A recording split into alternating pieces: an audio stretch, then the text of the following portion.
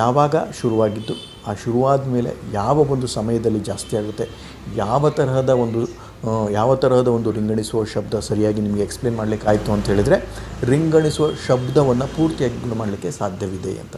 ಇನ್ನೂ ಒಂದು ಪ್ರಶ್ನೆ ಬಹಳಷ್ಟು ಜನರು ಕೇಳ್ತಾರೆ, ಇದು ಕೋರ್ಸು ಡಾಕ್ಟ್ರೇ ನೀವು 6ರಿಂದ 8 ತಿಂಗಳು ಹೇಳ್ತೀರಿ, 1 ವರ್ಷ ಹೇಳ್ತೀರಿ, ಅದು ಹೆಂಗೆ ಅಂತ. ಅವರ ತಲೆಯಲ್ಲಿ ಏನಿರುತ್ತೆ, 6ರಿಂದ 8 ತಿಂಗಳು ಆದಮೇಲೆ ಹುಷಾರಾಗುತ್ತೆ ಅಂತ ಅವ್ರ ತಲೆಯಲ್ಲೇ ಇರುತ್ತೆ. ಆದರೆ ಅದು ಅಲ್ಲ ಅಂತ ನಾನು ಹೇಳ್ತೇನೆ.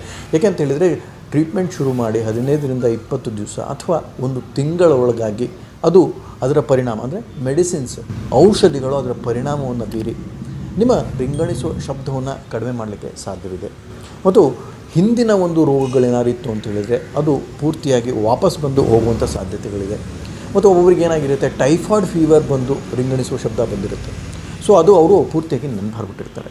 ಸೊ ನಾವು ಎಷ್ಟು ಸರಿ ಪ್ರಶ್ನೆ ಮಾಡಿ ಕೇಳಿದ್ರೂ ಸಹಿತ ಹೇಗೆ ಶುರುವಾಯಿತು, ಯಾವಾಗಿಂದ ಶುರುವಾಯಿತು ಎಲ್ಲ ನೆನಪಾಗೋಗ್ಬಿಟ್ಟಿರುತ್ತೆ. ಸೊ ಹೀಗಾಗಿ ನಾವು ಕೊಟ್ಟ ಮೆಡಿಸಿನ್ಸ್ ಇತ್ತು ಅಂತ ಹೇಳಿದರೆ ಜ್ವರ ಬರುವಂತಹ ಸಾಧ್ಯತೆಗಳು ಇದ್ದೇ ಇರುತ್ತೆ ಅಂತ ನಾನು ಹೇಳ್ತೀವಿ ಸ್ನೇಹಿತರೆ. ಸೊ ಹೀಗಾಗಿ ಹಿಂದಿನ ಒಂದು ರೋಗಗಳು ಬಂದು ಈ ರಿಂಗಣಿಸುವ ಶಬ್ದವನ್ನು ಪೂರ್ತಿಯಾಗಿ ಗುಣ ಮಾಡಲಿಕ್ಕೆ ಸಾಧ್ಯವಿದೆ ಅಂತ ನಾನು ಹೇಳ್ತೀವಿ ಸ್ನೇಹಿತರೆ.